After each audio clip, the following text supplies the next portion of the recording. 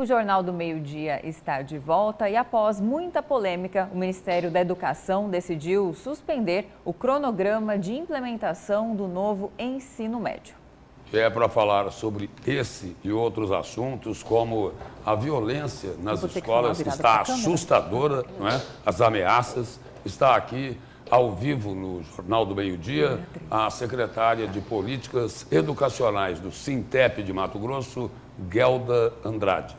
Boa tarde, secretária, e seja bem-vinda aqui ao Jornal do Meio-Dia. Obrigada. Boa tarde. Secretária, para que a gente consiga explicar certinho esse tema aqui, por que é que o governo federal decidiu suspender a implantação aí dessa nova forma do ensino médio? Veja bem, desde quando era medida provisória, a gente já tinha aí todos os especialistas da educação, pessoas que pesquisam realmente o ensino médio, aprofundam toda a produção na educação pública, afirmando que esse modelo, esse projeto de educação para essa etapa do ensino médio não serviria, não atende à necessidade. Por quê? Da nossa juventude e nem se alinha com um projeto de desenvolvimento de país. Porque ele fragmenta, na verdade, foi feita uma propaganda de um projeto de ensino médio pela TV que ele não existe, não aconteceu. Por exemplo, você tem as trilhas e você tem pelo menos 3 mil municípios com uma única escola, o que inviabiliza esse estudante de fazer qualquer escolha.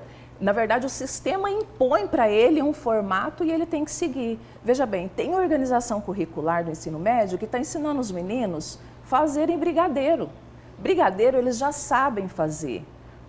No viés trouxeram isso para o currículo no viés do empreendedorismo. Então, ele vai fazer brigadeiro porque é uma proposta que ele pode, enfim, empreender por esse viés.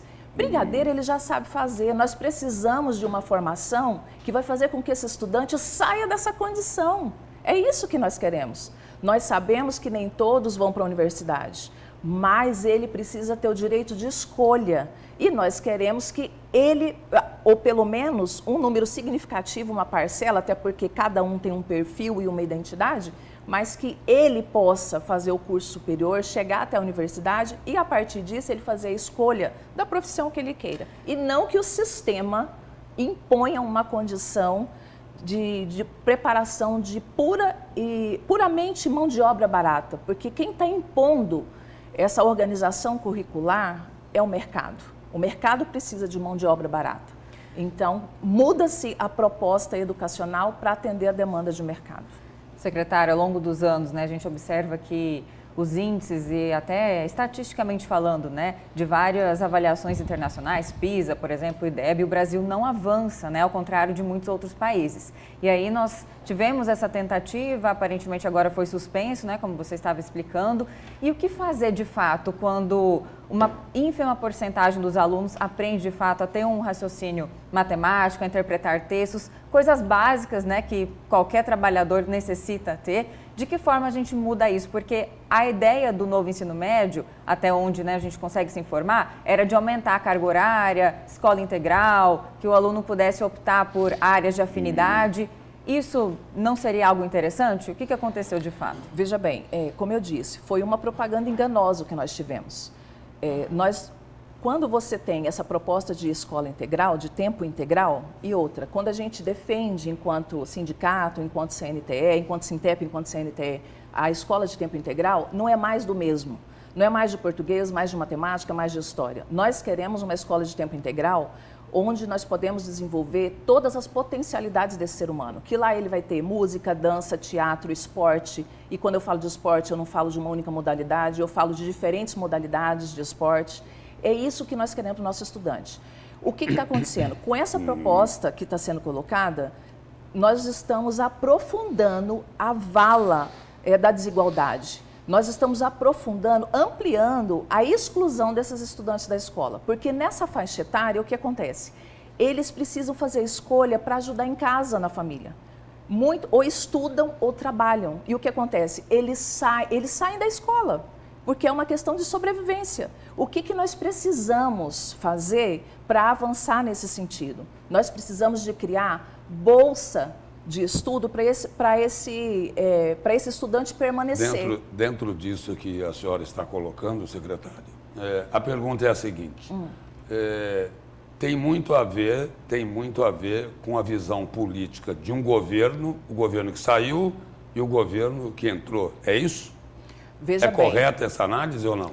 Veja bem, eu não avaliaria por um viés político, mas por uma questão humana, né? Quando você olha para o ser humano e quando você pensa na formação integral desse ser humano, quando ele vai para a escola e aí ao longo desse processo ele está Mas se não tivesse o viés político, por que é que o atual governo resolveu suspender o que foi previsto pelo anterior? Na verdade, não foi suspenso, né? Não foi suspenso o projeto do ensino médio. O que foi criado nesse momento, por exemplo, nós tivemos no dia 8/3 a aprovação da portaria 399, que aprovou a consulta pública. Então, vai acontecer nesse período de 90 dias, uma consulta pública para estabelecer-se um processo democrático para que a gente consiga dialogar, ouvir a sociedade e aí vão acontecer audiências públicas nas assembleias legislativas dos estados, câmaras de vereadores, debate nas escolas, enfim, um debate ampliado, democrático de fato, o que não ocorreu quando foi aprovado a lei do ensino médio. Né? Não houve discussão. Foi por meio de um debate aí de décadas, né, secretária, que precisava fazer alguma coisa pelo ensino médio, porque o Brasil estava naufragando em todas essas estatísticas internacionais e nacionais. O ensino médio que a gente tinha não era bom, mas ao invés aquilo que não era bom ficou ainda pior. E o que acontece? Não houve suspensão. Nós tivemos a aprovação da 399 para garantir a consulta e agora no dia 4 de abril nós tivemos a aprovação da 627 que suspendeu temporariamente por 60 dias qualquer implementação no ensino médio. Faz-se o debate democraticamente, a consulta pública, então durante 60 dias está suspenso e aí depois, a partir dos resultados desses dois momentos, aí vamos pensar o que vai ser, o que vai ocorrer, como que as coisas vão proceder. Em relação ao Enem, por exemplo, tem chance de ocorrer uma suspensão esse ano ou não? Porque não. Gera uma espécie de insegurança também, né? Várias entidades se manifestaram nesse sentido. Ou isso não pode Não, gera ansiedade nas pessoas. O Enem vai acontecer normalmente. O que aconteceu?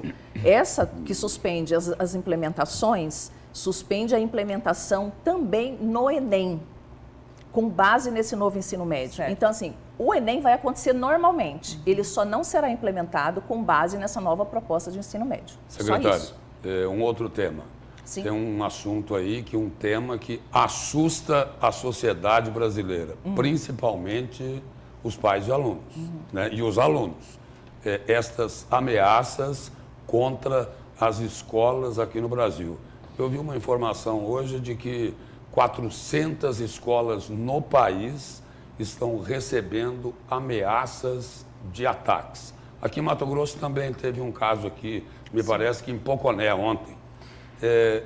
O que fazer? E o que explica esse ódio? E só para atualizar a informação, hoje de manhã aconteceu também suspensão de aulas em duas escolas aqui em Cuiabá, Liceu Cuiabano e uma outra escola no Jardim Industriário, que é a Ana Tereza Arcos Krause, justamente por denúncias. Pelas mesmas ameaças. Exatamente, Lúcio. Veja bem, essa é assim, desse formato, nessa magnitude, eu acho que nós estamos vivendo isso nesse momento.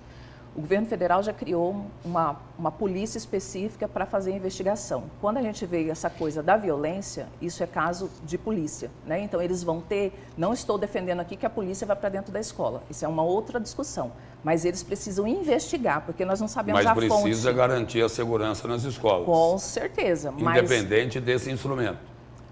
Mas nós precisamos de ver como que isso vai ser feito, porque nós já temos pesquisas que apontam que todo esse movimento de polícia e no espaço da escola não resolveu o problema nos Estados Unidos. Mesmo com toda a tecnologia, todo o arcabouço que eles têm, eles não resolveram o problema da violência nas escolas.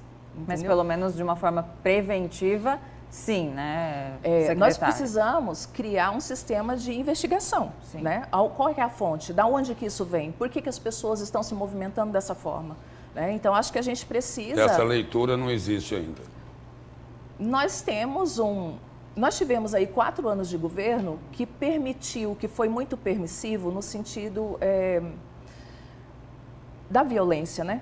Mas vale a pena a gente lembrar, por exemplo, do massacre em Realengo, né, que aconteceu em 2011. Muitos outros aconteceram. Mas foi um caso esporádico. Sim, mas né? ao longo da história, esses casos vêm ocorrendo cada vez mais. Eu acho que é um problema da legislação penal, né, que protege muitas vezes os criminosos. Aí é um outro debate que a gente precisa fazer lá com o sistema, avaliar. A impunidade, né? Exatamente, porque o que acontece? No último período, as pessoas tiveram a certeza da impunidade. E aí tudo aquilo que tinha de ruim, acho que começou a aflorar nas pessoas, né? Pela certeza da impunidade. Crime compensa. E essas ameaças hoje são diárias, não é? Por exemplo, a Camila citou 2 aqui, Sim. eu citei uma, e em termos de país são mais de 400. Tem alguma coisa aí muito errada, né? Não, nós precisamos de ter um processo de investigação, nós precisamos de repensar o espaço da sociedade, o espaço da escola, com toda certeza, para garantir a segurança das nossas crianças, porque é desesperador você deixar o seu filho na escola e não ter a certeza de que você vai buscá-lo com vida. Né? Secretária, obrigado pela presença e pelas informações aqui no Jornal do Meio-Dia. Obrigada. Obrigada.